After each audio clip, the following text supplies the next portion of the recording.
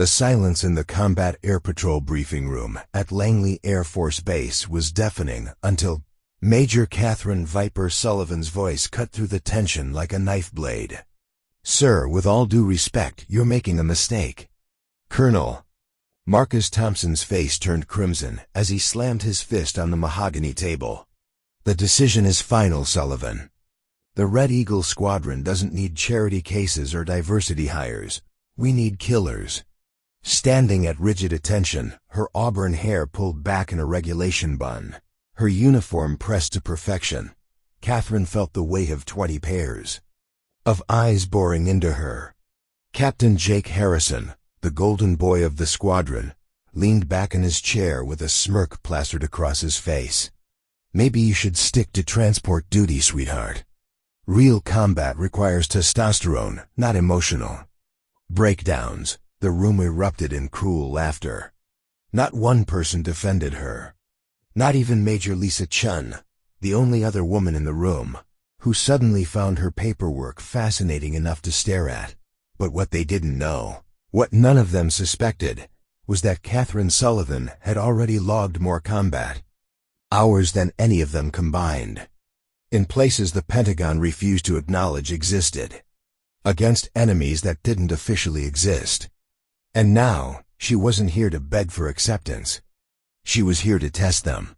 Before we jump back in, tell us where you're tuning in from, and if this story touches you, make sure you're subscribed, because tomorrow, I've saved something extra special for you. Catherine Sullivan had never been the type of woman who turned heads when she walked into a room.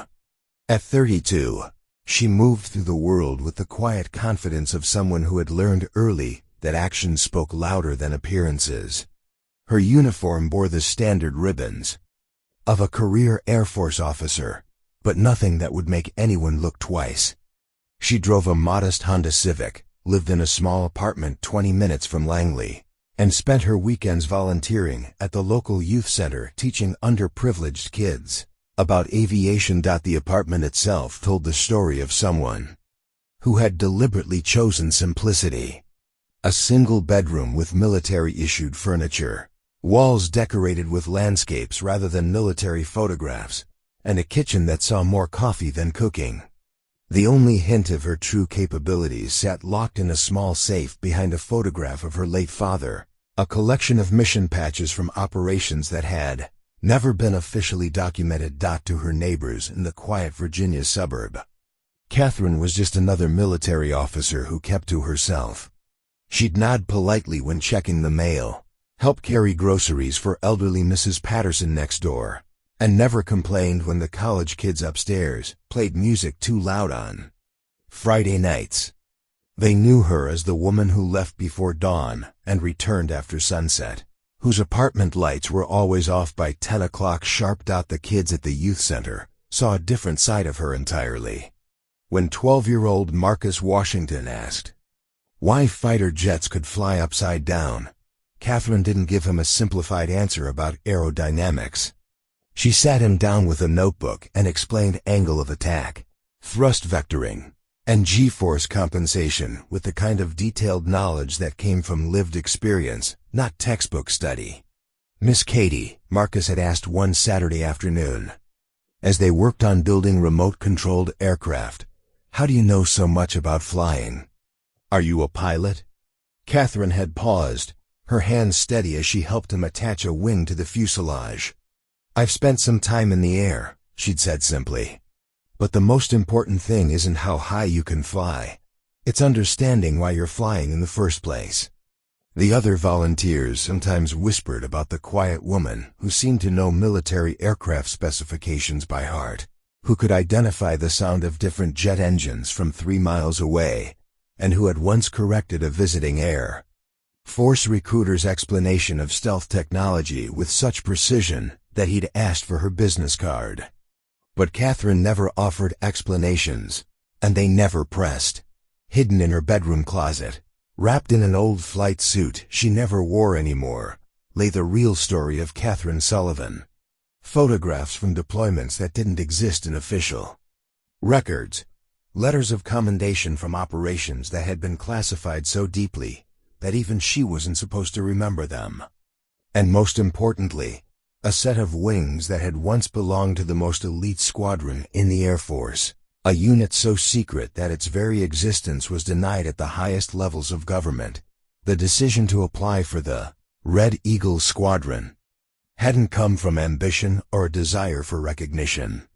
It had come 6 months earlier when Catherine had been sitting in a Pentagon briefing room, listening to generals discuss pilot shortages and the declining effectiveness of American air superiority.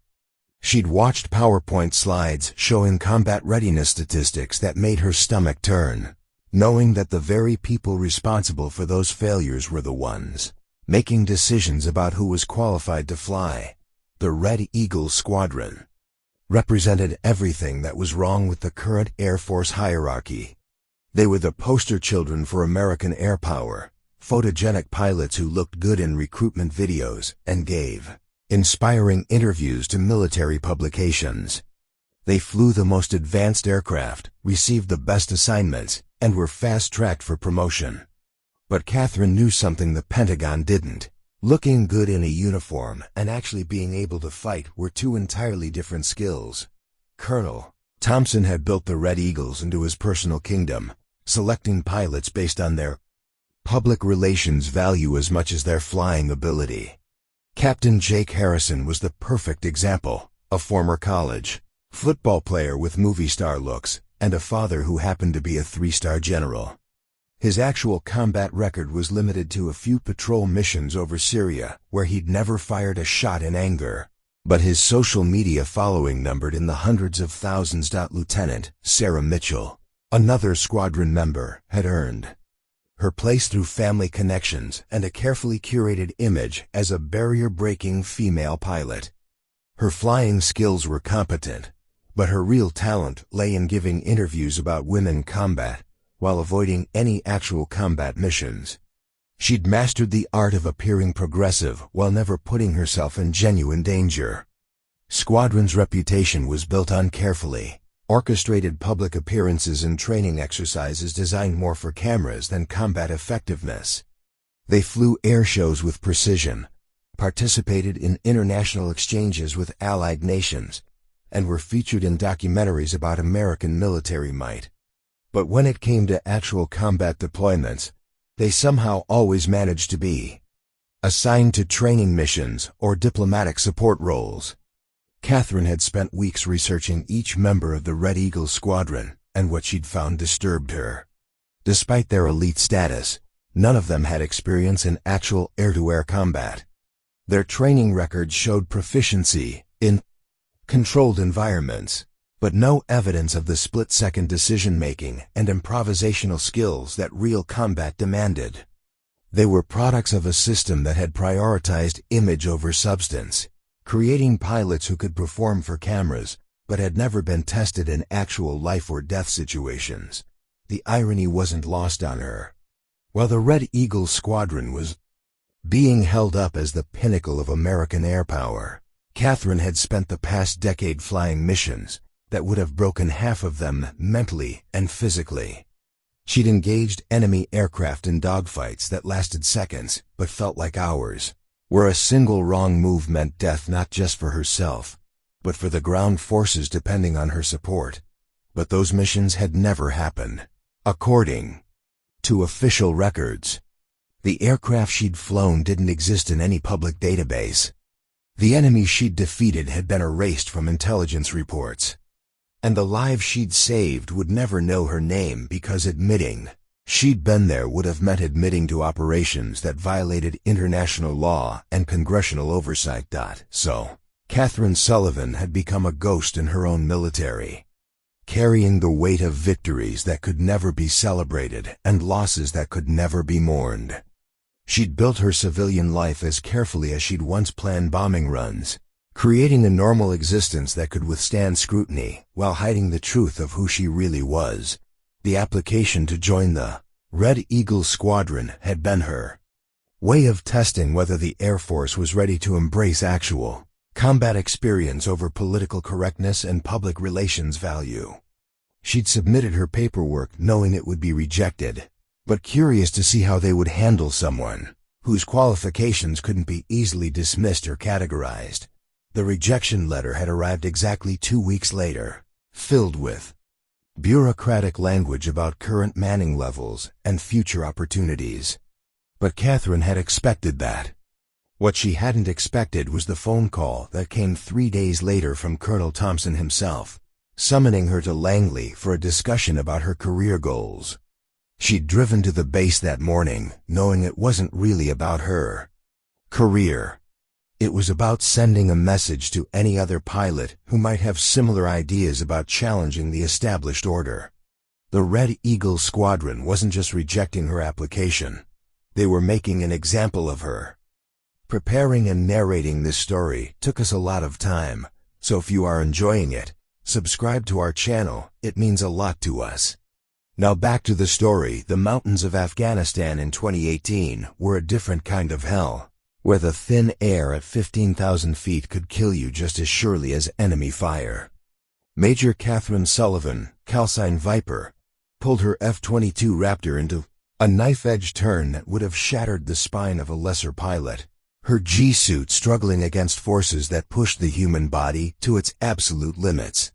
Below her, in the jagged valleys that had swallowed empires for centuries, 8 Navy SEALs were trapped in a kill box. Their extraction helicopter had been shot down 40 minutes ago, and every passing second brought enemy reinforcements closer to their position. The mission briefing had been crystal clear. Too many surface-to-air missiles, too much enemy air presence, probability of pilot survival less than 15%. She'd volunteered anyway, because that's what you did when Americans were dying and you had the skills to save them. "Viper, this is Blackwater Command," crackled the voice of Admiral Rebecca Stone through her encrypted headset. "We're showing 12 enemy aircraft converging on your position. You need to abort immediately. That's a direct order." But Catherine was already committed, already diving through the corridor of death that separated the SEALs from extraction. Her weapons systems painted targets faster than her mind could process them. MiG-29s rising from hidden airstrips, surface-to-air missile batteries swiveling to track her approach. And somewhere in that mechanical symphony of war, 8 American warriors who were counting on her to defy the impossible. The first Meg came at her head-on, a textbook intercept. That would have worked against any pilot trained in conventional tactics. Catherine wasn't conventional. She rolled inverted at the last possible second. Her AIM-12 AIM missile leaving her wing rail like a guided lightning bolt. The enemy aircraft disintegrated in a ball of fire and twisted metal, but there were 11 more where it came from. What followed was aerial combat of the highest order, a 3-dimensional chess match played at supersonic speeds where a single mistake meant death. Catherine danced her Raptor through the sky like it was an extension of her own nervous system. Every maneuver calculated to keep her in that narrow margin between effective and suicidal. She destroyed 3 more MiGs in the first 90 seconds, using tactics that existed nowhere in any training manual. When the surface-to-air missiles started rising like deadly fireworks, she went low, skimming the valley floors at altitudes that made radar tracking impossible, but turned every ridge line into a potential grave marker. The enemy pilots, trained in Soviet-era tactics that emphasized overwhelming firepower over individual skill, couldn't adapt to fighting someone who treated physics more like guidelines than laws.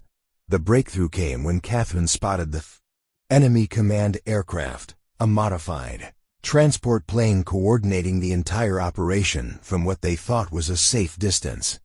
Taking it out would blind the entire enemy formation, but reaching it meant flying through a gauntlet of anti-aircraft fire. That would have been suicide for anyone else. Catherine didn't hesitate. She lit her afterburners and climbed straight up through the missile field, using chaff and flares like a fireworks display while her aircraft screamed toward the stratosphere. At 45,000 feet, she rolled over and dove back down, her targeting computer finally achieving lock on the command aircraft just as her fuel gauges entered the red zone. The AIM-120 struck the enemy plane amidships, turning it into a brief star in the afternoon sky. Without their coordination hub, the remaining enemy aircraft scattered like startled birds, their formation discipline collapsing into individual panic. But Catherine's victory came at a cost. Her fuel situation was critical. Her aircraft had taken damage from missile fragments, and the nearest friendly airfield was 200 miles away, across hostile territory. She made it back to base running on fumes and prayers, touching down with her engines flaming out on final approach. The hero's welcome she expected never materialized. Instead, she found Admiral Stone waiting in a classified briefing room with a collection of documents that made Catherine's blood run cold. Spread across the conference table were surveillance photographs, financial records, and intercepted communications that painted a picture of betrayal so complete it stole her breath away. "You see, Major Sullivan," Admiral Stone said, her voice carrying the casual tone of someone discussing the weather, "that little rescue mission you just completed wasn't exactly authorized by the chain of command. In fact, it directly contradicted strategic objectives that have been months in the planning." Catherine stared at the photographs showing the SEAL team's insertion point, their planned route, and the exact location where they'd been ambushed. The intelligence was too precise, too detailed to be anything other than an inside job. "Those SEALs weren't there on a rescue mission," Stone continued, lighting a cigarette with deliberate slowness. "They were there to document my little arrangement with certain local warlords. Weapons shipments that go missing in transit, opium routes that remain mysteriously unpatrolled, intelligence that finds its way to the highest bidders. It's amazing how much money can be made from America's endless war on terror." She blew smoke toward the ceiling, studying Catherine's face with the detachment of a scientist observing a lab rat. "Your heroic little rescue mission just saved 8 witnesses to treason. Men who could testify about operations that were supposed to remain buried in the Afghan mountains, along with their bodies." The scope of the betrayal was staggering. Admiral Stone hadn't just been selling weapons to enemy forces, she'd been orchestrating entire operations designed to eliminate American personnel who might have discovered her activities. The SEAL team's mission had been a setup from the beginning, designed to silence them permanently while making it look like a routine combat loss. "But I have a solution," Stone said, sliding a folder across the table. "A way for both of us to walk away from this unfortunate situation with our careers intact." Catherine opened the folder to find a complete fabrication of her mission report. According to these documents, she had violated direct orders, endangered her aircraft through reckless flying, and shown emotional instability under pressure. It was the kind of career-ending package that would not only ground her permanently but potentially result in court-martial proceedings. "The choice is simple," Stone explained. "Sign the resignation papers in that folder, citing personal reasons for leaving the service, and these unfortunate mission reports never see the light of day.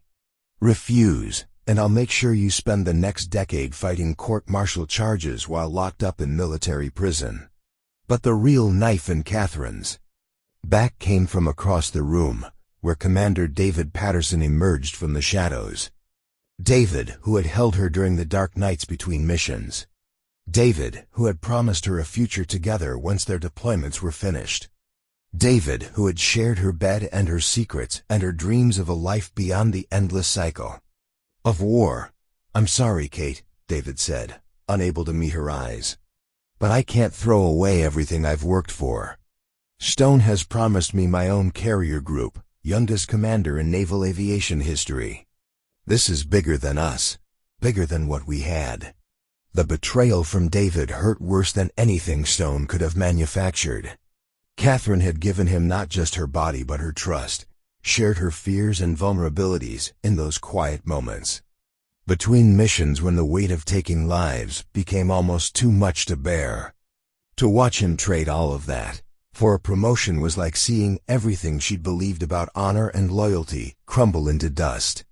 "Oh, "And one more thing," Stone said, casually dropping another folder on the table. "About your sister's deployment. Last year, Lieutenant Amanda Sullivan's patrol route through the Helmand province. Such a tragic IED attack. If only someone had noticed that the intelligence about that route had been compromised weeks before her convoy was sent out." Catherine's hands clenched as she recognized the operational details. The timing, the specific coordinates where her 24-year-old sister had died. Amanda hadn't been killed by random insurgents. She'd been murdered, sent into a deliberate ambush by the same woman, now threatening to destroy Catherine's life. Amanda was getting too curious about missing supply shipments, Stone continued conversationally. Always asking questions, always pushing for investigations. I couldn't have her stumbling onto my operations, so I made sure her patrol took a route that certain local insurgents knew about in advance. Clean, simple, and it eliminated a potential problem. The implication hung in the air like poison gas. Amanda's death hadn't been the honorable combat loss the family had been told. She'd been sacrificed to protect a criminal conspiracy that reached into the highest levels of military command. Catherine could have fought back. She could have taken her evidence to the Inspector General, could have raised hell until someone in Washington listened. But looking at the photographs of Amanda, forever young, forever smiling in her desert camouflage, Catherine made a different choice. She signed the resignation papers that night, citing personal and family considerations for her departure from active duty. No accusations, no demands for investigation, just a quiet exit that allowed Stone and Patterson to claim their victories, while burying the truth along with Amanda's memory. But Catherine kept one thing, a classified hard drive containing every piece of evidence about Stone's operations, every detail of the conspiracy that had killed her sister and countless other American service members. She locked it away with Amanda's photographs and her own service medals, choosing silence over a justice system that had already proven it couldn't be trusted. The transition to civilian life had been carefully orchestrated to avoid suspicion. Catherine took a job with a defense contractor, moved to Virginia, and built the quiet existence that would eventually lead her to that youth center and those Saturday afternoons, teaching kids about the wonder of flight. She never spoke about her real service record, never mentioned the victories that could never be celebrated or the losses that could never be mourned. But she never forgot. And when the opportunity came to test whether the Air Force had learned anything from its failures, whether it was ready to embrace real warriors over political poster children, Catherine Sullivan decided it was time to see if the system could recognize authentic strength when it was standing right in front of them. The news of Catherine Sullivan's application to join the Red Eagles squadron spread through Langley Air Force Base like a virus through a computer network. Within hours of her meeting with Colonel Thompson, every pilot, mechanic, and support staff member knew that the nobody from nowhere had the audacity to think she belonged among the elite. Colonel Thompson called an emergency meeting with his inner circle in the secure conference room adjacent to his office. The room was a shrine to his own ego, walls lined with photographs of himself shaking hands with senators, defense contractors, and foreign dignitaries. A glass case displayed models of every aircraft he'd ever flown, though none showed the wear marks of actual combat use. "Gentlemen," Thompson began, his voice carrying the controlled fury of a man whose authority had been questioned, "we have a problem. This Sullivan woman thinks she can embarrass us, make us look like we're discriminating against qualified personnel. She's probably already planning to go to the media, play the victim card, make herself into some kind of feminist martyr." Captain Jake Harrison leaned forward in his chair, his all-American features twisted into a sneer. "Sir, I've been doing some research on Sullivan. Her record is clean, maybe too clean. No combat deployments, no special commendations, just standard transport and training missions. She's a nobody trying to ride the diversity wave into our squadron." Major Richard Kane, Thompson's second in command, pulled up Sullivan's official service record on the conference room's main display. Her flight evaluations are solid but unremarkable. Good technical skills, follows procedures, no disciplinary issues. But there's something odd here. Gaps in her deployment history, missions. Listed as classified training exercises with no details. Probably just bureaucratic nonsense. Dismissed Lieutenant Commander Tony Reeves, the squadron's intelligence officer. You know how the Pentagon loves to classify routine training to make it sound important. The real question is how we handle this situation without giving her ammunition for a discrimination lawsuit. Thompson's smile was cold as winter steel. We don't just reject her application. We destroy her credibility so thoroughly that no one will ever question our decision. We make her fail so publicly, so completely, that she'd be begging to withdraw her application herself. The campaign began with surgical precision. Thompson's first move was to approve Sullivan's application for preliminary evaluation, a process that didn't officially exist in Air Force regulations but gave him the perfect framework for systematic humiliation. He scheduled her initial assessment for the same week as the squadron's annual media showcase, ensuring maximum visibility for her anticipated failures. Major Patricia Williams, the base's chief medical officer, received specific instructions about Sullivan's required physical evaluation. I want that examination conducted at 0500 hours, Thompson ordered during a private meeting in Williams' office. And I want her running the fitness test on the track that's scheduled for resurfacing next week, the one with the loose gravel and potholes. Williams, whose own career advancement depended on Thompson's recommendation, nodded reluctantly. Sir, that seems unnecessarily harsh. The standard track would provide a more accurate assessment of her capabilities. Major Williams, Thompson's voice carried the subtle threat that had cowed dozens of subordinates over the years. The Red Eagle squadron requires pilots who can perform under any conditions. If Sullivan can't handle a challenging fitness test, how can we trust her in combat situations? The physical evaluation was scheduled for the day after. Sullivan had spent 18 hours battling a severe respiratory infection that had left her weakened and struggling to breathe normally. She showed up anyway, pale and shaking, but determined not to give Thompson the satisfaction of a withdrawal. Captain Harrison was there with his phone, ostensibly to document training procedures, but actually to capture every stumbling step as Sullivan fought through the obstacle course. Her time was 45 seconds slower than the standard requirement, not due to lack of fitness, but because she'd been forced to navigate equipment deliberately sabotaged to create failure. By noon, the video was circulating through the base's unofficial social media networks with captions like, "Elite Squadron wannabe can't handle basic training," and "When diversity quotas meet reality." Harrison had edited the footage to remove any context about the compromised equipment or Sullivan's obvious illness, creating a narrative of simple incompetence. The written examination came next, administered under conditions that would have been challenged in any civilian academic setting.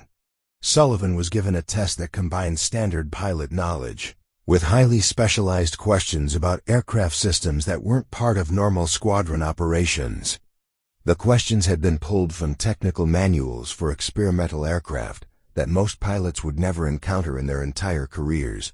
Captain Margaret Foster, who administered the test, had been specifically instructed to create a comprehensive evaluation that thoroughly tests a candidate's knowledge base. What she created was a deliberately impossible examination designed to ensure failure regardless of actual competency. Sullivan scored 87%, a result that would have been exceptional under normal circumstances. But Foster's evaluation report painted a different picture. Candidate demonstrated concerning gaps in critical knowledge areas. Several responses showed uncertainty and required multiple attempts. Recommend additional training before considering for advanced positions. The flight evaluation was Thompson's masterpiece of sabotage. He assigned Sullivan to fly the squadron's oldest F-15C Eagle, an aircraft that had been scheduled for retirement due to chronic mechanical issues. The plane's hydraulic system had been acting up for months. Its radar intermittently malfunctioned, and the ejection seat had failed its last 2 safety inspections. "We need to see how she handles a real Air Force fighter," Thompson explained. To Major Lisa Chun, who had questioned the aircraft assignment, not some training aircraft or transport plane. The Red Eagles fly operational fighters, and that's what she'd be evaluated in. Chun, one of only 3 women in the squadron, and acutely aware of her own precarious position, nodded without further comment. She'd learned long ago that questioning Thompson's decisions was a career-limiting move. Regardless of how obviously unfair those decisions might be, Sullivan conducted her pre-flight inspection with the methodical thoroughness of someone who understood that her life depended on knowing every rivet and wire in the aircraft. She identified the hydraulic issues, the radar problems, and the ejection seat malfunctions, documenting each discrepancy in her inspection report. When she requested a different aircraft for the evaluation, citing safety concerns that were clearly documented in the maintenance logs, she was told that the F-15C was the only aircraft available for her test. "Real combat pilots work with the equipment they're given," Harrison sneered from the flight line. "They don't get to pick and choose based on personal preferences." The flight itself was a testament to Sullivan's actual skill level. Despite the aircraft's multiple malfunctions, she executed a flawless takeoff, conducted all required maneuvers within acceptable parameters, and brought the crippled fighter back for a landing that would have been textbook material at any flight. "School in the country." Major Foster, observing from the control tower, watched Sullivan compensate for the hydraulic problems by using manual backup systems, work around the radar malfunctions by relying on visual navigation techniques, and complete the evaluation sequence without a single deviation from safety protocols. She signed the resignation papers that night, citing personal and family considerations for her departure from active duty. No accusations, no demands for investigation, just a quiet exit that allowed Stone and Patterson to claim their victories, while burying the truth along with Amanda's memory. But Catherine kept one thing: a classified hard drive containing every piece of evidence about Stone's operations, every detail of the conspiracy that had killed her sister and countless other American service members. She locked it away with Amanda's photographs and her own service medals, choosing silence over a justice system that had already proven it couldn't be trusted. The transition to civilian life had been carefully orchestrated to avoid suspicion. Catherine took a job with a defense contractor, moved to Virginia, and built the quiet existence that would eventually lead her to that youth center and those Saturday afternoons, teaching kids about the wonder of flight. She never spoke about her real service record, never mentioned the victories that could never be celebrated or the losses that could never be mourned. But she never forgot. And when the opportunity came to test whether the Air Force had learned anything from its failures, whether it was ready to embrace real warriors over political poster children, Catherine Sullivan decided it was time to see if the system could recognize authentic strength when it was standing right in front of them. The news of Catherine Sullivan's application to join the Red Eagles squadron spread through Langley Air Force Base like a virus through a computer network. Within hours of her meeting with Colonel Thompson, every pilot, mechanic, and support staff member knew that the nobody from nowhere had the audacity to think she belonged among the elite. Colonel Thompson called an emergency meeting with his inner circle in the secure conference room adjacent to his office. The room was a shrine to his own ego, walls lined with photographs of himself shaking hands with senators, defense contractors, and foreign dignitaries. A glass case displayed models of every aircraft he'd ever flown, though none showed the wear marks of actual combat use. "Gentlemen," Thompson began, his voice carrying the controlled fury of a man whose authority had been questioned, "we have a problem. This Sullivan woman thinks she can embarrass us, make us look like we're discriminating against qualified personnel. She's probably already planning to go to the media, play the victim card, make herself into some kind of feminist martyr. Captain. Jake Harrison leaned forward in his chair, his all-American features twisted into a sneer. Sir, I've been doing some research on Sullivan. Her record is clean, maybe too clean. No combat deployments, no special commendations, just standard transport and training missions. She's a nobody trying to ride the diversity wave into our squadron. Major Richard Kane, Thompson's second-in-command, pulled up Sullivan's official service record on the conference room's main display. Her flight evaluations are solid but unremarkable. Good technical skills, follows procedures, no disciplinary issues. But there's something odd here. Gaps in her deployment history, missions. Listed as classified training exercises with no details. Probably just bureaucratic nonsense, dismissed Lieutenant Commander Tony Reeves, the squadron's intelligence officer. You know how the Pentagon loves to classify routine training to make it sound important. The real question is how we handle this situation without giving her ammunition for a discrimination lawsuit. Thompson's smile was cold as winter steel. We don't just reject her application.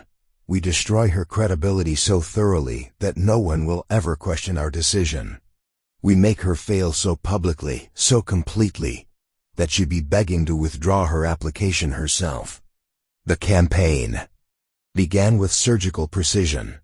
Thompson's first move was to approve Sullivan's application for preliminary evaluation, a process that didn't officially exist in Air Force regulations but gave him the perfect framework for systematic humiliation.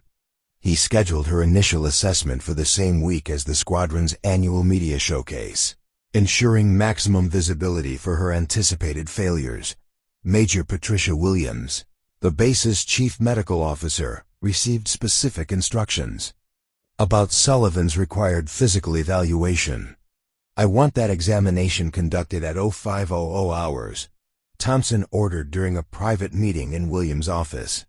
And I want her running the fitness test on the track that's scheduled for resurfacing next week, the one with the loose gravel and potholes. Williams, whose own career advancement depended on Thompson's recommendation, nodded reluctantly. Sir, that seems unnecessarily harsh. The standard track would provide a more accurate assessment of her capabilities. Major Williams, Thompson's voice carried the subtle threat that had cowed dozens of subordinates over the years. The Red Eagle squadron requires pilots who can perform under any conditions. If Sullivan can't handle a challenging fitness test, how can we trust her in combat situations? The physical evaluation was scheduled for the day after. Sullivan had spent 18 hours battling a severe respiratory infection that had left her weakened and struggling to breathe normally. She showed up anyway, pale and shaking, but determined not to give Thompson the satisfaction of a withdrawal. Captain Harrison was there with his phone, ostensibly to document training procedures, but actually to capture every stumbling step as Sullivan fought through the obstacle course. Her time was 45 seconds slower than the standard requirement, not due to lack of fitness, but because she'd been forced to navigate equipment deliberately sabotaged to create failure. By noon, the video was circulating through the base's unofficial social media networks with captions like, "Elite Squadron wannabe can't handle basic training," and "When diversity quotas meet reality." Harrison had edited the footage to remove any context about the compromised equipment or Sullivan's obvious illness, creating a narrative of simple incompetence. The written examination came next, administered under conditions that would have been challenged in any civilian academic setting. Sullivan was given a test that combined standard pilot knowledge with highly specialized questions about aircraft systems that weren't part of normal squadron operations. The questions had been pulled from technical manuals for experimental aircraft that most pilots would never encounter in their entire careers. Captain Margaret Foster, who administered the test, had been specifically instructed to create a comprehensive evaluation that thoroughly tests a candidate's knowledge base. What she created was a deliberately impossible examination designed to ensure failure regardless of actual competency. Sullivan scored 87%, a result that would have been exceptional under normal circumstances. But Foster's evaluation report painted a different picture. Candidate demonstrated concerning gaps in critical knowledge areas. Several responses showed uncertainty and required multiple attempts. Recommend additional training before considering for advanced positions.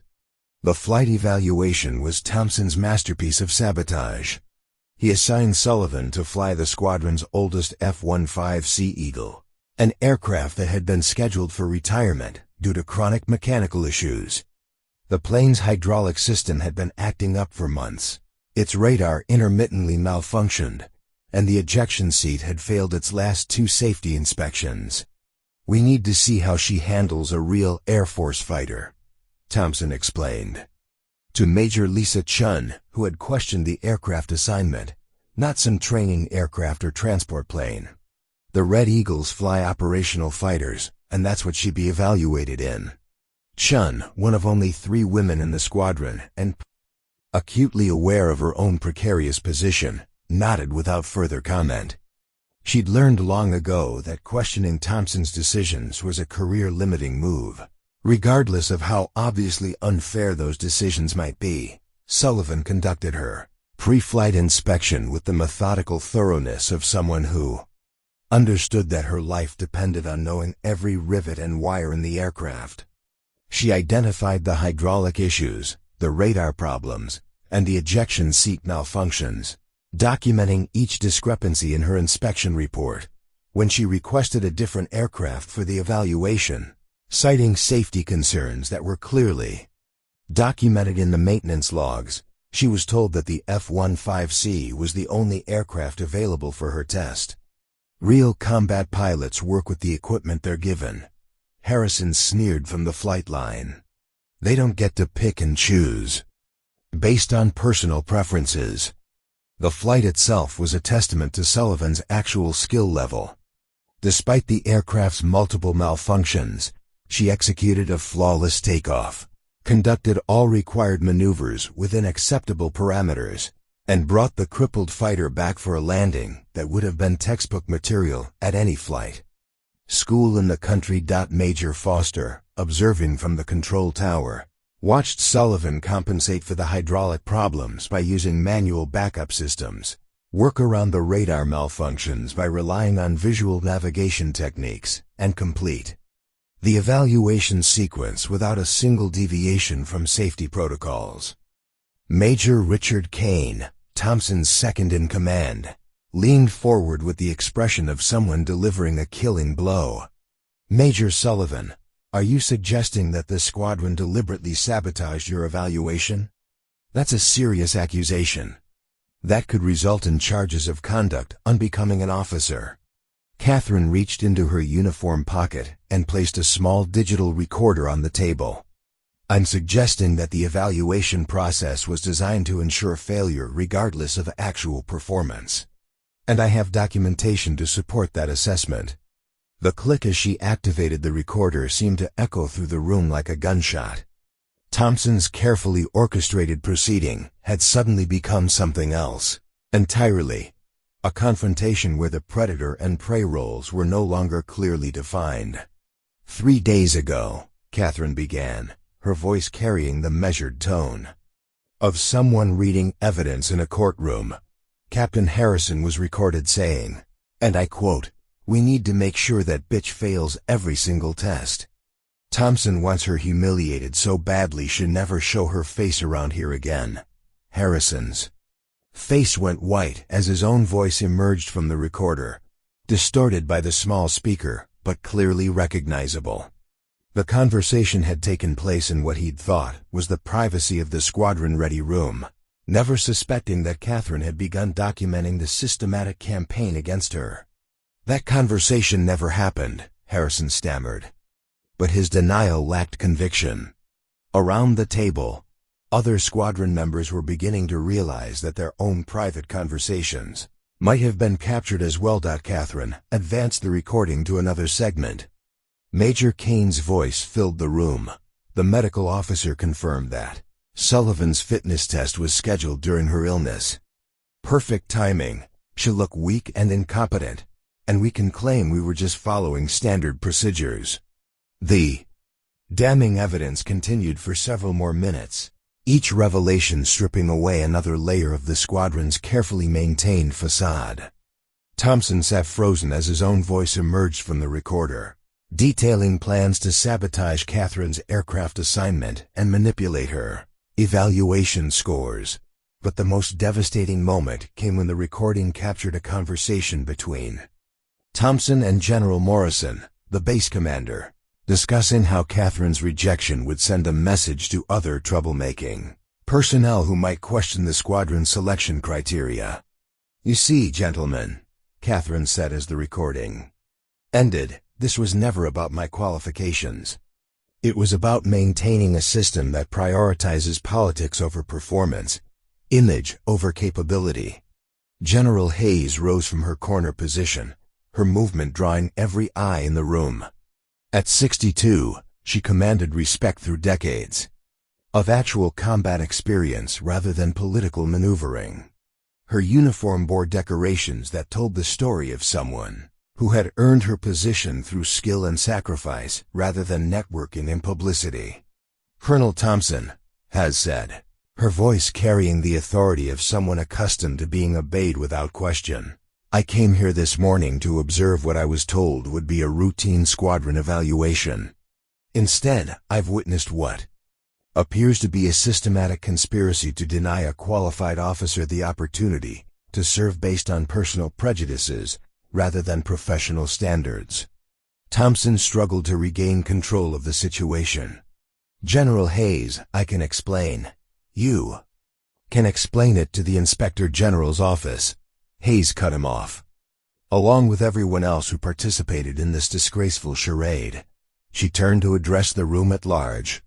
"Effective immediately, Colonel Thompson is relieved of command pending a full investigation into squadron operations and personnel practices." The shocked silence that followed was broken by the sound of Harrison's phone hitting the floor as his trembling hands lost their grip. The social media content he'd planned to create had become evidence in what was likely to be a career-ending investigation, but Hayes wasn't finished. She approached Catherine with the measured steps of someone conducting a formal military ceremony.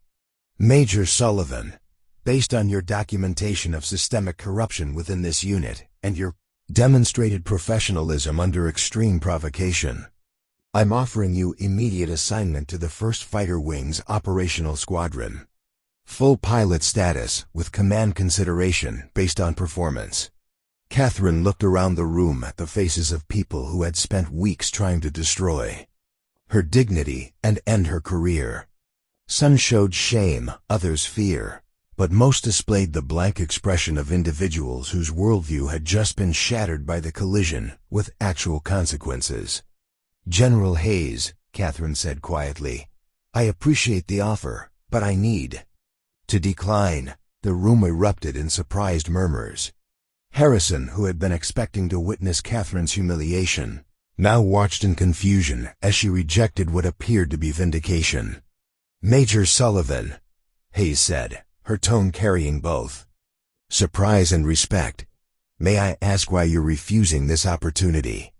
Catherine picked up her recorder, slipping it back into her uniform pocket. "Because this isn't about my career, General. It's about fixing a system that's more interested in maintaining the status quo than recognizing actual capability. Joining another squadron doesn't solve the fundamental problem." She stood and faced the assembled officers one final time. The Red Eagle Squadron was supposed to represent the best of American air power.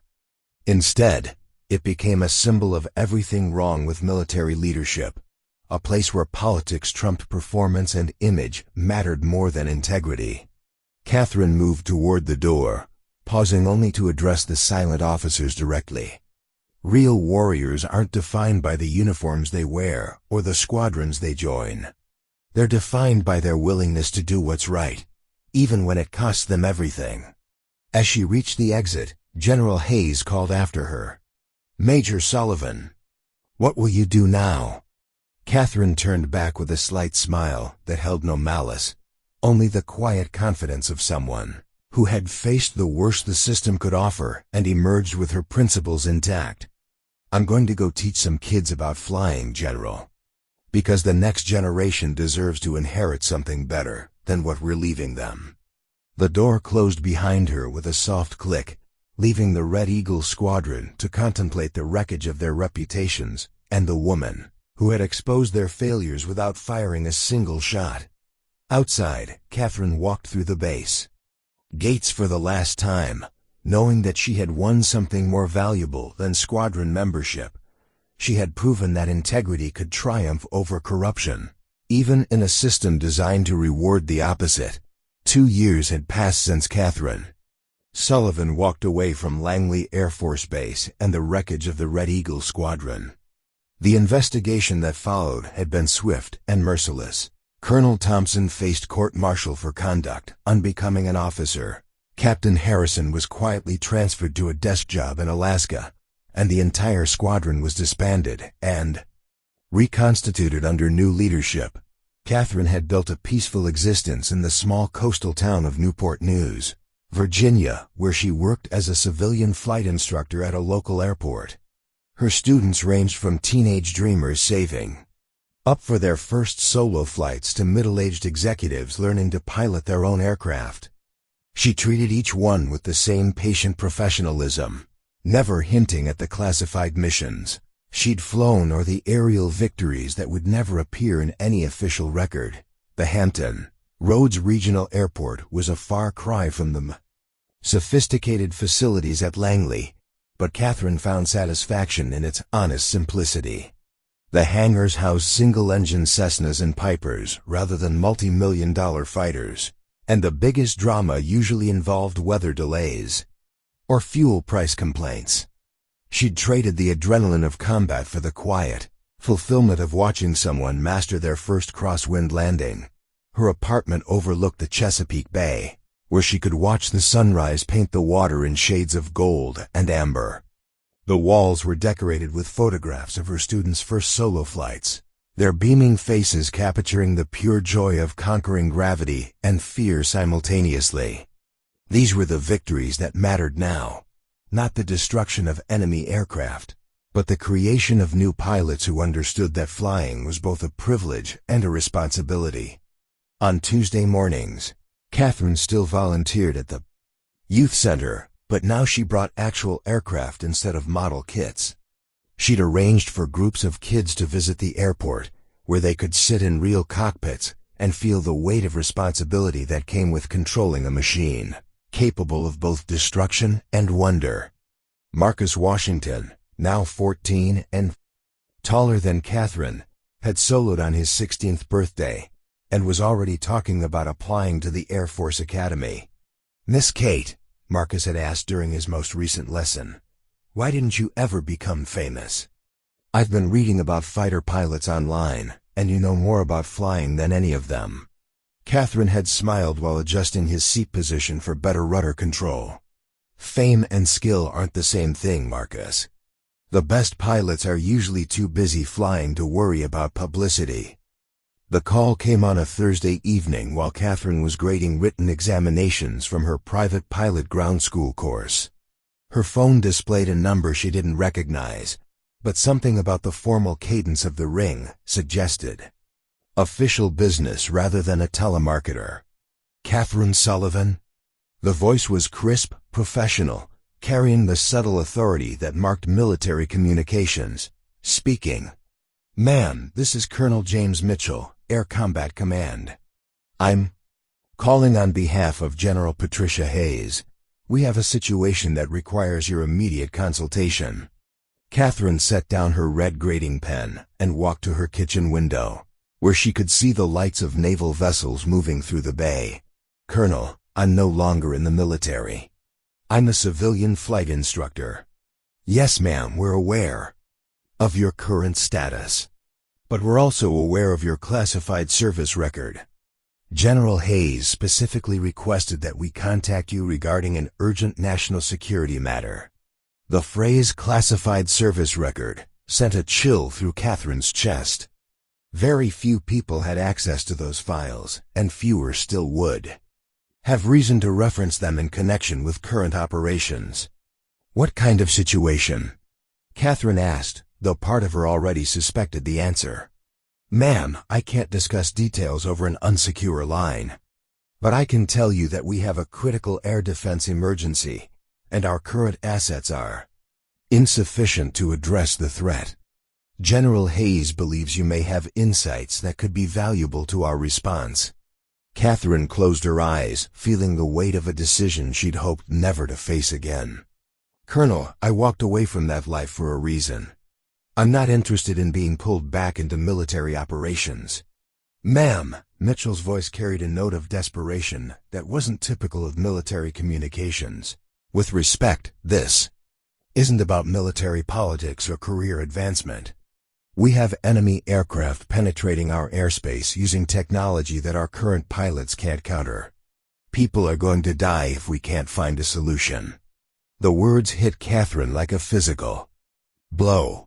Throughout her years of classified operations, her primary motivation had never been patriotism or glory. It had been the simple knowledge that her skills could save lives that would otherwise be lost. That fundamental drive hadn't disappeared when she'd traded her flight suit for civilian clothes. How many aircraft are we talking about? Catherine asked, her instructor persona already shifting back toward the analytical mindset of a combat pilot.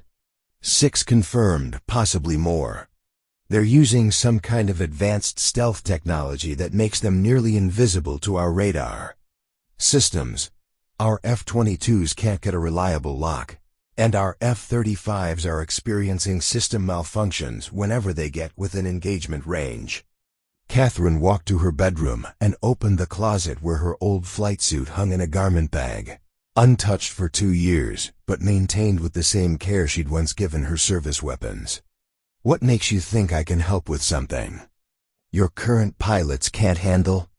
Mitchell's pause suggested he was choosing his words carefully. Ma'am, our intelligence indicates that these aircraft are using electromagnetic warfare systems, similar to ones you encountered during previous operations. General Hayes believes your experience with analog flying techniques might be our only viable countermeasure. The reference to analog flying sent Catherine's mind racing back to her final mission in Afghanistan, when she'd used an old T-38 trainer to defeat a sophisticated drone because its simple systems couldn't be jammed by electronic warfare. The military had apparently learned from that engagement, even if they'd never officially acknowledged it had occurred. Where are these aircraft now? Catherine asked, already knowing she was going to accept whatever they were about to propose. They've been conducting reconnaissance flights along the eastern seaboard for the past 72 hours. Each incursion penetrates deeper into our airspace, and our analysts believe they're mapping our defense systems for a larger operation. Catherine pulled the flight suit from its bag, running her fingers over the fabric that had once been familiar as her own skin. The material still smelled faintly of jet fuel and high-altitude air, memories embedded in synthetic fibers. Colonel Mitchell, if I agree to help, I have conditions. Name them, ma'am. First, I fly alone. No wingman, no formation, no radio chatter from people who don't understand what they're dealing with. Second, I choose my own aircraft based on the mission requirements, not on what some bureaucrat thinks looks good in photographs. Third, when this is over, I go back to my civilian life without any pressure to return to active duty. Mitchell's relief was audible through the phone. Ma'am, General Hayes anticipated those requirements and has already approved them. We have a C-130 standing by to transport you to Langley within the hour. Your clearances have been reactivated, and you'll have access to any aircraft in our inventory. Catherine looked around her apartment, at the student photographs on the walls, the peaceful view of the bay, the quiet life she'd built away from the violence and politics of military service. In a few hours, she'd be back in the world she'd left behind, Facing enemies who represented a threat she was uniquely qualified to counter. "Colonel, I'll need to make some arrangements for my students, and, ma'am, we've already contacted the airport. Your replacement instructor will arrive tomorrow morning, and your students have been notified that you're taking emergency leave for family reasons." The efficiency with which they'd disrupted her civilian life reminded Catherine why she'd been reluctant to re-engage with military operations.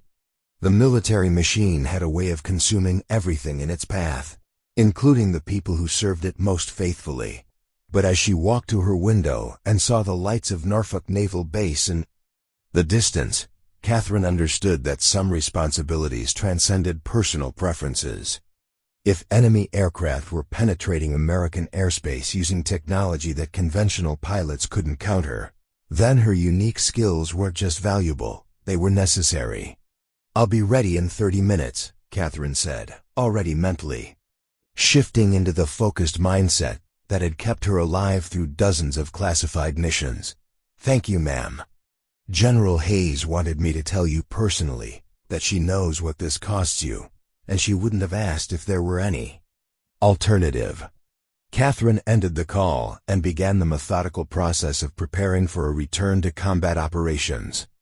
She packed her flight suit, her personal navigation equipment, and the small collection of items that had become her pre-mission ritual: a photograph of her sister Amanda, a worn copy of the pilot's prayer, and the simple metal compass her father had given her when she'd first enlisted. As she waited for the military transport, Catherine called Marcus Washington's mother to cancel their weekend flying lesson. "Miss Kate, is everything okay?" Mrs. Washington asked, concern evident in her voice. "Just some family business I need to take care of," Catherine replied, using the cover story the military had provided. "I'll be back as soon as possible." "You be careful, honey. Marcus will be disappointed, but he'll understand." After ending the call, Catherine stood on her balcony overlooking the bay, watching the navigation lights of ships moving through the darkness. In a few hours, she'd be back in a fighter cockpit, facing enemies whose capabilities were unknown and whose intentions were certainly hostile. But for the first time in 2 years, Catherine Sullivan felt the familiar stirring of purpose that had defined her military career. Not the political ambitions that had corrupted the Red Eagle Squadron, but the simple knowledge that she possessed skills that could protect people who couldn't protect themselves. The sound of approaching aircraft engines echoed across the water, growing louder as the C-130 transport descended toward the regional airport. Catherine picked up her bag and walked toward the door, leaving behind the peaceful life she'd built to face whatever threats were emerging from the darkness beyond America's borders. She was no longer Major Catherine Sullivan, the pilot who had been rejected by an elite squadron because of their prejudices and politics. She was Viper, the warrior who had never lost an air-to-air engagement, returning to defend her country against enemies who had made the mistake of thinking American airspace was theirs to violate. The C-130 transport touched down at Langley Air Force Base at 0347 hours, its engines cutting through the pre-dawn darkness like mechanical thunder. Catherine Sullivan stepped onto the tarmac wearing civilian clothes, jeans, a leather jacket, and boots that had never seen military inspection. But her posture and the way she moved across the flight line marked her as unmistakably military. Despite the absence of uniform or rank insignia, General Patricia Hayes waited beside a black SUV, her breath visible in the cold Virginia air. At 64, she carried herself with the authority of someone who had commanded respect through 3 decades of military service, including combat tours that had earned her a reputation as one of the most competent air commanders in American history.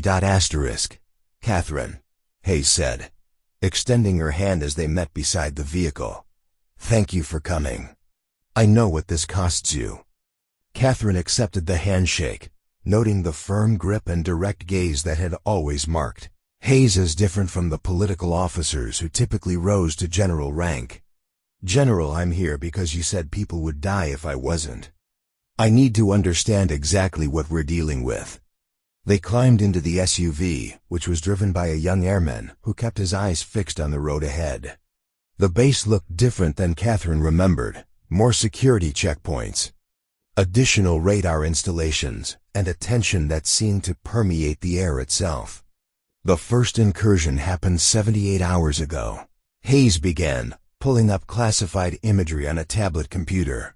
Single aircraft appeared on our radar for approximately 40 seconds before vanishing completely. We initially thought it was a system malfunction. The photograph showed radar returns that defied conventional aircraft signatures, objects that appeared and disappeared without following normal flight patterns, moving at speeds that should have been impossible for manned aircraft. 12 hours later, we detected 3 aircraft conducting what appeared to be systematic reconnaissance of our Atlantic coastal defenses.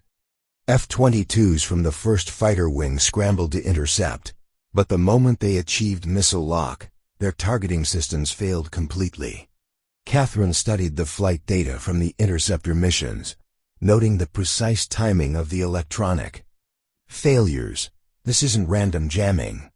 Someone specifically targeting the F-22's fire control systems. That's what our intelligence analysts concluded, Hayes confirmed. Yesterday, we detected 6 aircraft conducting coordinated flights that mapped every major air defense installation from Maine to North Carolina. Our pilots reported complete instrument failure whenever they approached within 20 miles of the targets. The SUV passed through multiple security checkpoints before arriving at the underground briefing facility that Catherine remembered from her classified missions.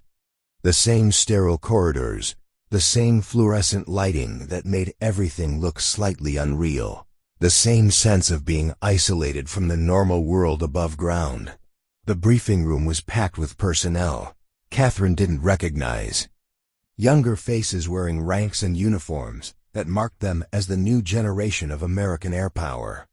At the head of the room, Colonel Sarah Martinez was coordinating with intelligence officers from multiple agencies, their conversations creating a low buzz of urgent activity. "Ladies and gentlemen," Hayes announced as they entered, "this is Catherine Sullivan, Calcine Viper. She'd be leading our response to the current threat."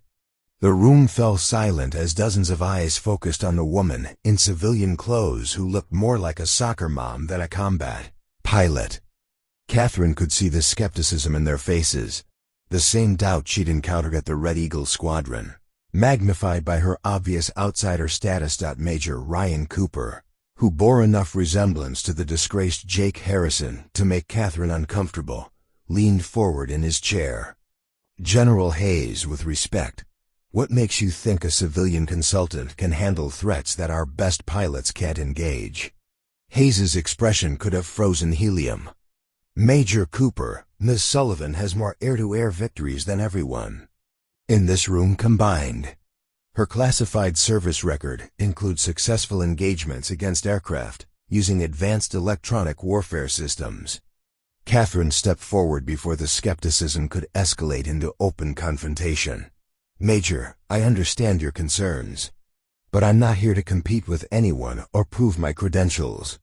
I'm here because these enemy aircraft are using technology that conventional fighters can't counter, and I have experience with unconventional solutions." Colonel Martinez activated the main display, showing real-time radar feeds from the eastern seaboard. "The situation has escalated since your arrival. We're now tracking 8 aircraft conducting coordinated reconnaissance deeper into our airspace than any previous incursion." The radar display showed enemy contacts moving in patterns that suggested sophisticated intelligence gathering rather than random probing. They were mapping not just military installations, but civilian infrastructure, airports, power plants, communication centers. "What's your assessment of their intentions?" Catherine asked, studying the flight patterns with the analytical eye of someone trained to read enemy behavior. Captain Lisa Rodriguez, the intelligence briefing officer, stepped forward with additional data. "Based on their reconnaissance patterns, We believe they're preparing for a larger operation. Possibly a coordinated strike against critical infrastructure, or a larger invasion force. Catherine absorbed the information while calculating response. Options. What aircraft do we have available for intercept missions? Everything in our inventory, Hayes replied. F-22s, F-35s, F-15s, F-16s. Name your preference. I need to see the maintenance records for your oldest F-15C Eagles, Catherine said, surprising everyone in the room. Specifically, aircraft that haven't been upgraded with the latest digital systems. Major Cooper couldn't suppress a laugh. You want to fly our oldest, least capable fighters against advanced enemy aircraft? That's suicide. Catherine turned to face him directly. Major, those least capable fighters are the only aircraft in your inventory that can't be disabled by electronic warfare. When your F-22's computers fail, you're flying a very expensive paperweight. An old F-15 with analog controls is still a fighter. The logic was sound, but it required a fundamental shift in thinking from pilots trained to rely on sophisticated electronic systems. Hayes understood immediately. It was the same reasoning that had led Catherine to use a T-38 trainer against advanced drones in Afghanistan. How many aircraft are you requesting? Hayes asked. One, Catherine replied simply. I work alone. The room erupted in surprised murmurs. Even the most elite fighter pilots operated in pairs or larger formations, using teamwork and mutual support to overcome superior enemy numbers. Colonel Martinez voiced the obvious concern. Against 8 enemy aircraft? That's not tactics, that's martyrdom. Catherine's smile held no humor, only the cold calculation of someone who had survived situations that others considered impossible. Colonel, formation flying is an advantage. When your aircraft can communicate with each other. When electronic warfare systems can disable your radios and data links. Additional aircraft become liabilities rather than assets. She moved to the display showing enemy flight patterns. These aircraft are designed to fight conventional American tactics, formations of advanced fighters relying on electronic coordination and beyond visual range missiles. They're not prepared for an opponent using analog systems and close range combat. Major Cooper shook his head in disbelief. You're talking about dogfighting in the 21st century. Modern air combat is conducted at ranges where pilots never see their targets. Modern air combat assumes your electronic systems work, Catherine countered. When they don't, we go back to the fundamentals, eyes, instincts, and mechanical systems that can't be jammed. Hayes nodded slowly, recognizing the tactical logic even if it defied current doctrine. What do you need for aircraft preparation? Remove all unnecessary electronic systems, anything that could be compromised by electromagnetic interference.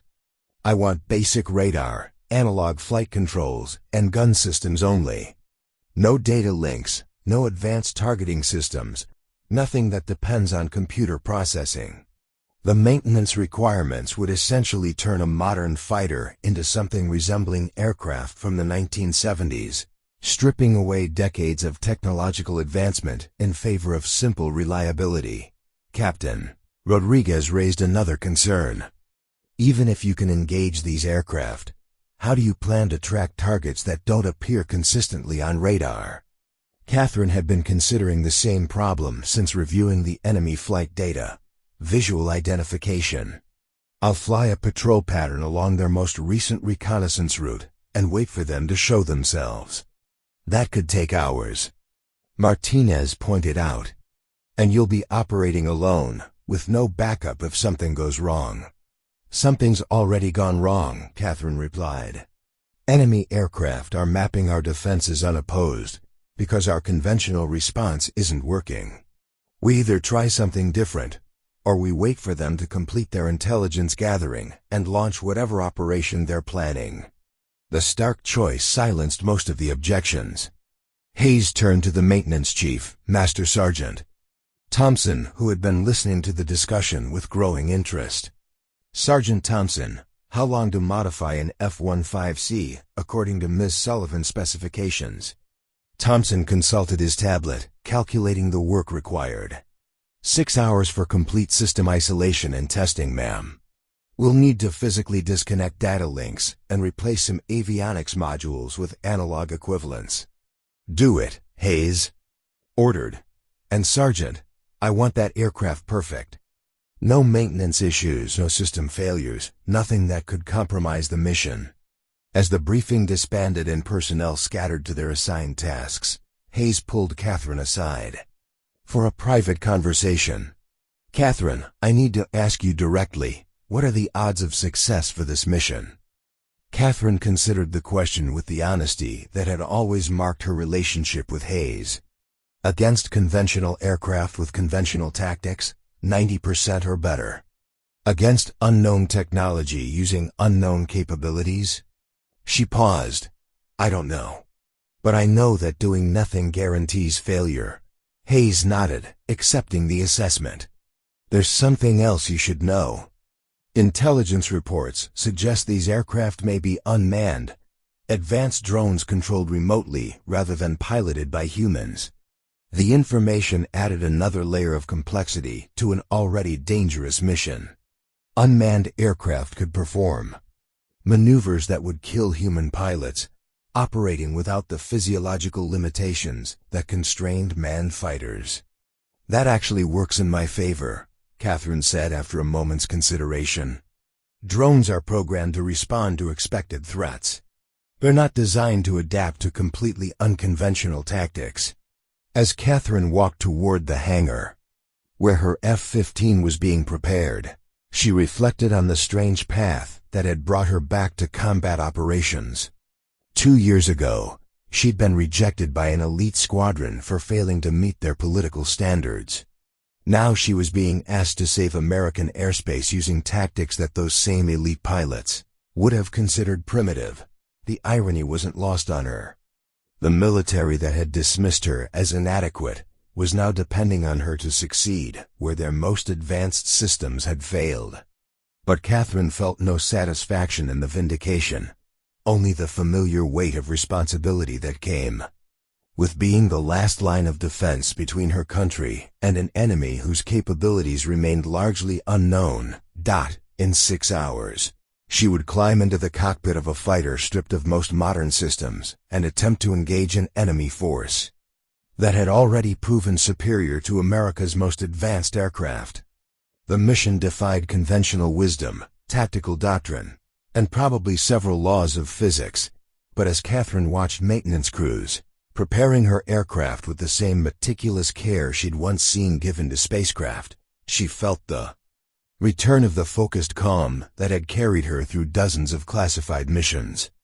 Win or lose, she would fly this mission with the same professional competence that had defined her military career. At 1400 hours, Catherine Sullivan stood in the equipment room at Langley Air Force Base, methodically donning gear she hadn't worn in 2 years. The G-suit felt familiar against her legs, its bladders and connections designed to keep blood from pooling in her extremities during high-G maneuvers. The helmet, updated with basic analog instruments, but stripped of advanced heads-up displays, felt both familiar and alien. Master Sergeant Thompson approached with a clipboard, his weathered face showing the kind of concern that came from 30 years of preparing pilots for missions that some wouldn't return from. Ma'am, we've completed the modifications to your aircraft. Everything digital has been disconnected or replaced with analog equivalents. You've got basic radar, analog flight controls, hydraulic backup systems, and gun systems only. Catherine accepted the technical specifications, reviewing the extensive list of systems that had been removed or disabled.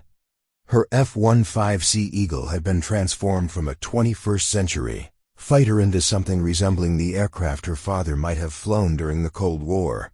What about fuel capacity?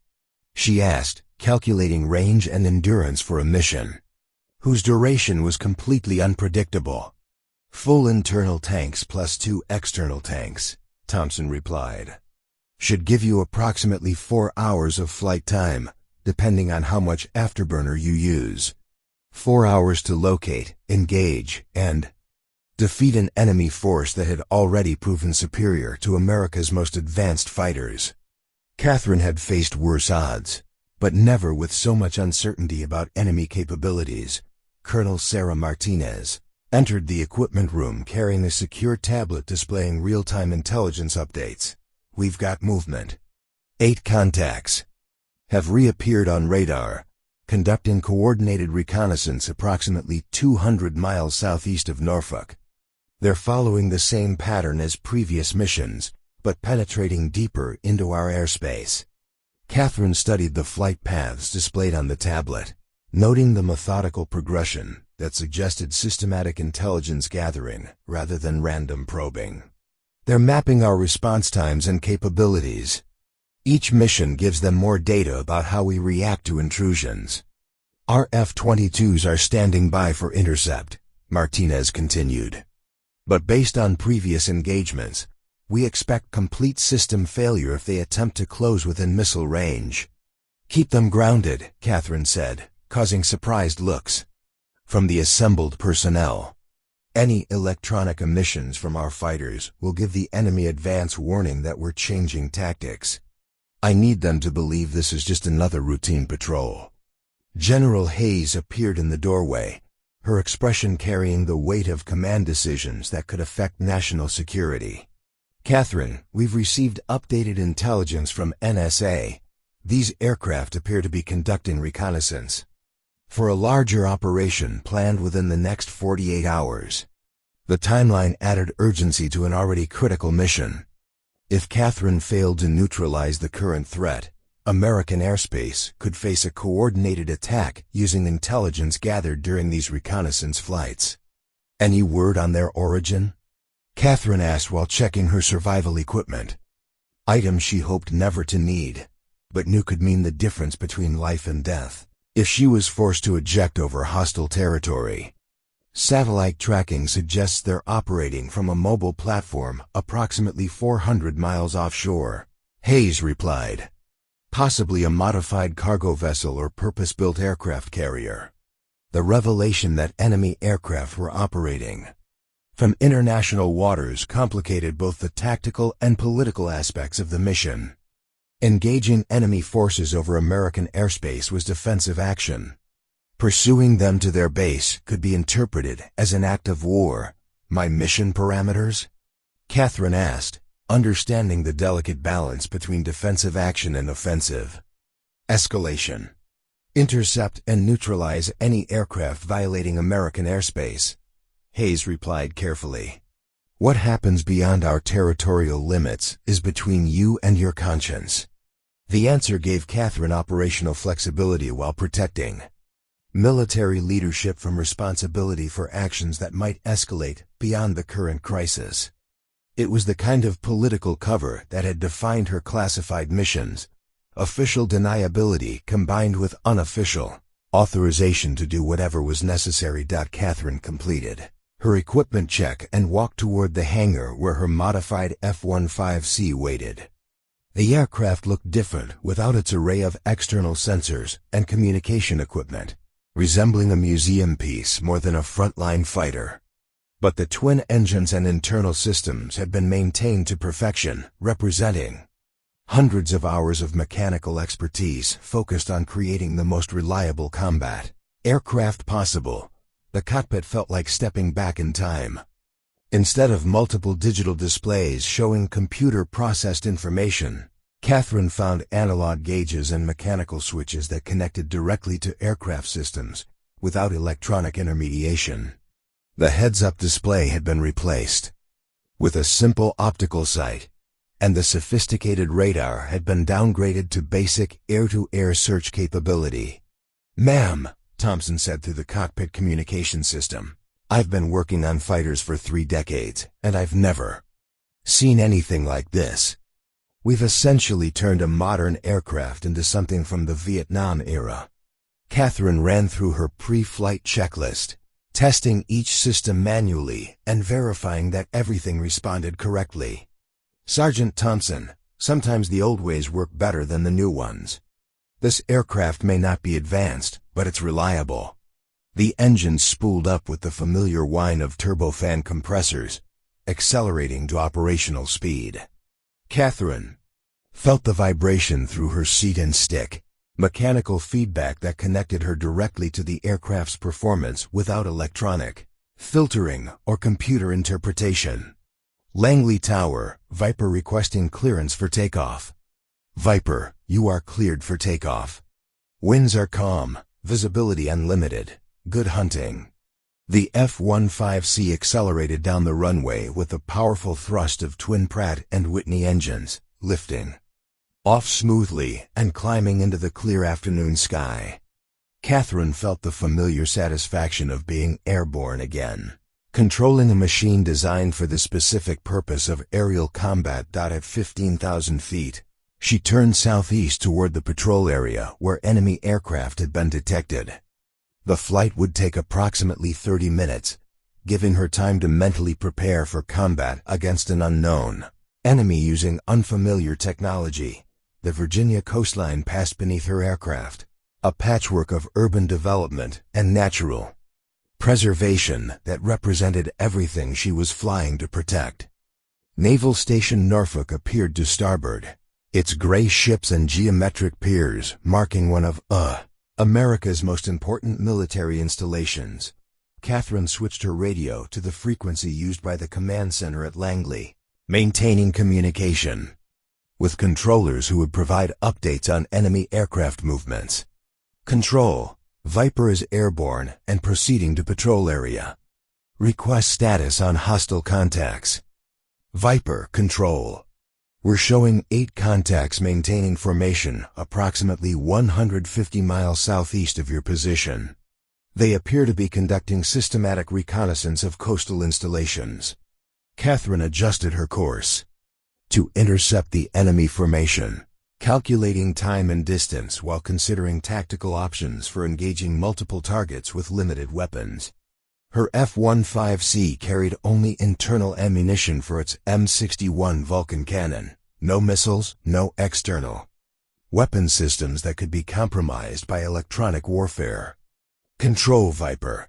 I'm going to need real-time updates on enemy positions. My radar range is limited compared to normal operations. Copy, Viper. We'll provide vectors to target as you approach the engagement area. 40 minutes into the flight, Catherine spotted the first sign of enemy presence, contrails, at high altitude moving in formation patterns that suggested coordinated military operations. The aircraft themselves remained invisible to her basic radar, but their exhaust trails painted lines across the sky that marked their positions and heading. Control, Viper has visual on contrails. 8 aircraft in loose formation, heading northwest, toward the coast. Confirmed, Viper. You are cleared to intercept and engage any aircraft violating our airspace. Catherine began her approach using tactics that predated modern beyond visual range combat. Instead of attempting to lock onto targets with sophisticated missiles, she would close to visual range and engage with guns, a method of air combat that required pilot skill rather than electronic superiority. The enemy aircraft appeared to be conducting reconnaissance rather than combat patrol, flying predictable patterns that suggested they didn't expect opposition. Their behavior indicated confidence in their electronic warfare capabilities and surprise at encountering an aircraft that wasn't affected by their jamming systems. Catherine's first visual contact came at 12,000 feet, a sleek aircraft with angular surfaces designed to deflect radar waves. The craft appeared to be unmanned, lacking the canopy modifications necessary for human pilots. Its flight pattern was mechanical, following programmed waypoints rather than responding to the dynamic decision-making of human operators. Control, Viper has visual on lead aircraft. Confirming unmanned configuration, beginning engagement. The moment of truth had arrived. Catherine was about to test whether old-school, dogfighting techniques could defeat 21st century technology, whether human skill and mechanical reliability could triumph over computer-controlled systems and electronic warfare. As she closed The distance to the enemy formation. Catherine felt the familiar calm that had defined her combat missions. Her heart rate steadied, her vision sharpened, and her hands moved with the unconscious precision of someone who had survived dozens of aerial engagements. The enemy aircraft ahead of her represented more than just a tactical challenge. They embodied the question of whether human warriors could still compete in an age of automated warfare. Catherine Sullivan, the pilot who had been rejected by an elite squadron for failing to meet their political standards, was about to provide the definitive answer. The engagement was about to begin, and the outcome would determine not just the success of this mission, but the future relationship between human skill and technological advancement in aerial combat. In the next few minutes, Catherine would either validate her unconventional approach, or become another casualty of warfare's relentless evolution toward automation. She armed her gun systems and began her attack run, knowing that everything she had learned about combat flying was about to be tested against an enemy whose capabilities remained largely unknown. At 15,000 feet above the Atlantic Ocean, Catherine Sullivan found herself face to face with the most advanced unmanned aircraft ever deployed against American airspace. The lead enemy drone was a marvel of engineering, angular surfaces that bent light and radar waves, propulsion systems that left barely visible exhaust signatures, and flight characteristics that defied conventional understanding of aerodynamics. As Catherine closed to within 2 miles of the enemy formation, she noticed something the drone's designers hadn't anticipated. Their aircraft were flying in perfect geometric patterns, maintaining precise distances and altitudes that revealed their computer-controlled nature. Control. Viper beginning engagement. 8 hostiles in tight formation, definitely unmanned. They're flying like robots, perfect spacing, no deviation from programmed flight paths. Copy, Viper. You are weapons-free. Engage at your discretion. Catherine rolled her F-15C inverted and dove toward the enemy formation from above, using the oldest fighter pilot trick in existence, attacking from the sun to blind enemy sensors. The enemy aircraft continued their reconnaissance pattern, apparently unaware that they were being stalked by a predator whose technology they couldn't detect or jam. The first drone never saw her coming. Catherine lined up her gun sight and squeezed the trigger, sending a stream of 20mm cannon rounds into the sleek aircraft's center fuselage. The drone exploded in a ball of fire and twisted metal, its advanced electronics unable to compute a response to an attack it couldn't detect. Control, Viper. Splash 1 hostile. But the destruction of their lead aircraft triggered an immediate response from the remaining 7 drones. They broke formation instantly, their flight computers switching from reconnaissance mode to combat protocols that turned them into the most lethal unmanned fighters ever created. What followed was aerial combat unlike anything in military history. Human intuition and mechanical systems fighting against artificial intelligence and electronic warfare. The enemy drones could perform maneuvers that would have killed human pilots, pulling G-forces that would have rendered a manned aircraft's crew unconscious. Catherine found herself in a 3-dimensional chess match played at supersonic speeds, where every move required split-second calculations and every mistake could be fatal. The drones attacked with coordinated precision, attempting to overwhelm her with multiple simultaneous threats from different vectors. But their programming had a fatal flaw. They were designed to fight formations of advanced American fighters, using beyond visual range missiles and electronic coordination. They had no protocols for engaging a single aircraft using Vietnam-era gun combat tactics. Catherine exploited this weakness by refusing to fight the way they expected.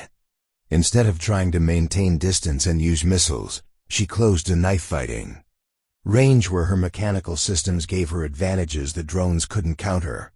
Her analog flight controls responded instantly to her inputs without computer processing delays, allowing her to change direction and altitude faster than the drones. Targeting systems could track. The second kill came when Catherine used a maneuver called a gun's defense, deliberately flying into the path of an attacking drone while firing her cannon. The drone's computer couldn't comprehend why a human pilot would risk collision to achieve a firing solution, and it flew directly into Catherine's stream of cannon fire. Control Viper, splash 2 hostiles. 6 remaining, and they're getting smarter. The surviving drones began adapting their tactics, their artificial intelligence learning from Catherine's attacks and modifying their behavior patterns. But adaptation took time, and time was something Catherine wouldn't give them. She spotted a weakness in their formation. The drones were maintaining spacing to avoid collision with each other, creating predictable flight corridors that Catherine could exploit. She dove through the center of their formation, forcing them to scatter while picking off isolated targets with precise bursts of cannon fire. The third drone fell to a deflection shot that would have been impossible with missile systems, Catherine leading her target and firing where the drone would be rather than where it was. Her years of training with guns-only combat paid off as 20mm rounds shredded the enemy aircraft's wing, sending it tumbling toward the ocean below. Splash 3. 5 hostiles remaining, and they're trying to coordinate on me. The surviving drones regrouped and attempted to execute a complex multi-axis attack designed to overwhelm Catherine's ability to defend against simultaneous threats. But their coordination required electronic communication between aircraft, exactly the kind of system that Catherine's analog approach was designed to counter. She recognized the attack pattern from her classified missions and responded with a defensive maneuver that hadn't been used since the Korean War, a barrel roll that used her aircraft's momentum to avoid multiple incoming threats while positioning her for counterattack opportunities. The 4th kill came as Catherine completed the barrel roll, finding herself directly behind a drone that had expected her to be destroyed by the coordinated attack. A 3-second burst from her cannon turned the advanced aircraft into falling debris. Control Viper, splash 4. 4 hostiles remaining, but they're breaking off their attack. The surviving drones appeared to recognize that their current tactics were ineffective against Catherine's unconventional approach. They began climbing toward higher altitude, apparently attempting to disengage from combat and return to their offshore base. Catherine couldn't allow that to happen. If even one drone escaped with intelligence about her tactics, future enemy operations would be modified to counter her advantages. She lit her afterburners and climbed after the retreating aircraft, determined to eliminate every threat before they could report back to their controllers. The chase continued for 20 minutes, with Catherine pursuing the fleeing drones across international waters toward their offshore base.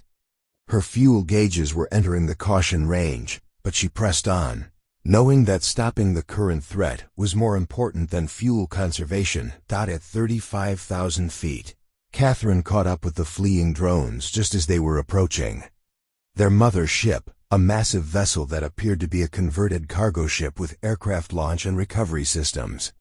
The site confirmed intelligence reports about mobile enemy operations, but it also revealed the scope of the threat America was facing. Control Viper has visual on enemy carrier. Large vessel, approximately 800 feet long, definitely configured for aircraft operations. I count multiple aircraft on deck. Viper, you are approaching international waters. Be advised that engagement beyond territorial limits could have political implications. Catherine looked at her fuel gauges, calculated her remaining flight time, and made the decision that would define her legacy. Control, those aircraft violated American airspace and conducted reconnaissance for hostile operations. I'm eliminating the threat. What followed was the most audacious attack in modern naval aviation history. Catherine dove her single F-15C Eagle toward an enemy vessel defended by multiple aircraft and surface-to-air missile systems, using tactics that hadn't been attempted since World War II torpedo bomber attacks. She destroyed the 5th drone during her attack run, using its explosion to mask her approach toward the enemy vessel. The ship's defense systems opened fire, filling the sky with anti-aircraft rounds and missile exhaust trails. But Catherine flew through the defensive fire with the same calm precision that had defined her entire career.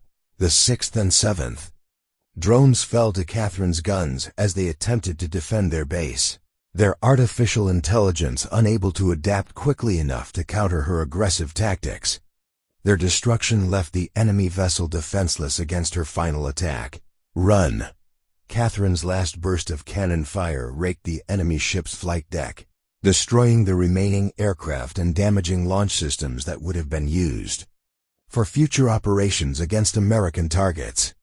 Secondary explosions indicated that she'd hit fuel storage areas, ensuring that the vessel would be unable to continue its mission.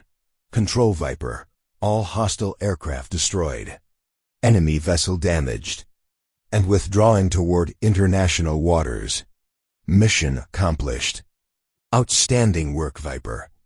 RTB immediately. You're running low on fuel.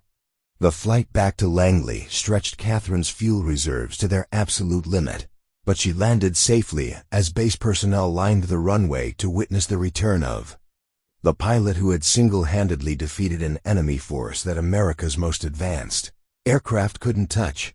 General Hayes met Catherine on the flight line, her expression showing the mixture of relief and admiration that marked a commander whose desperate gamble had paid off beyond all expectations. Catherine, what you accomplished today will be studied in military academies for decades. You've proven that human skill and sound tactics can defeat any technology. Catherine climbed down from her aircraft, removing her helmet and looking back at the F-15C that had carried her through the most significant air combat engagement of the 21st century. General, I didn't prove anything except that sometimes the old ways work better than the new ones. The debriefing that followed revealed the full scope of Catherine's achievement. She had destroyed 8 advanced unmanned aircraft using only cannon fire, disrupted a major enemy intelligence operation, and demonstrated tactical principles that would reshape American air combat doctrine. But when General Hayes offered Catherine permanent reinstatement with promotion to full colonel and command of a new squadron built around her tactical innovations, Catherine declined with the same quiet dignity that had marked her entire military career. General, I came back because people needed help, not because I wanted to return to military service. My students at the flight school are waiting for me, and that's where I can do the most good. As Catherine walked away from Langley Air Force Base for the second time, she carried with her the knowledge that she had proven something more important than her own capabilities. She had demonstrated that character and competence mattered more than politics and publicity, that real strength came from service rather than recognition. The Red Eagle squadron that had once rejected her application no longer existed, disbanded in the aftermath of the corruption investigation. But Catherine Sullivan had created something more valuable, a legacy that proved American airspace would always be defended by warriors who understood that flying wasn't about personal glory, but about protecting those who couldn't protect themselves. 3 months later, Marcus Washington soloed for the first time, guided by an instructor whose aerial victories would never be fully acknowledged, but whose commitment to the next generation would ensure that American skies remain safe for decades to come. Up next, you've got 2 more standout stories right on your screen. If this one hits the mark, you won't want to pass these up. Just click and check them out. And don't forget to like, subscribe, and turn on the notification bell so you don't miss any upload from us.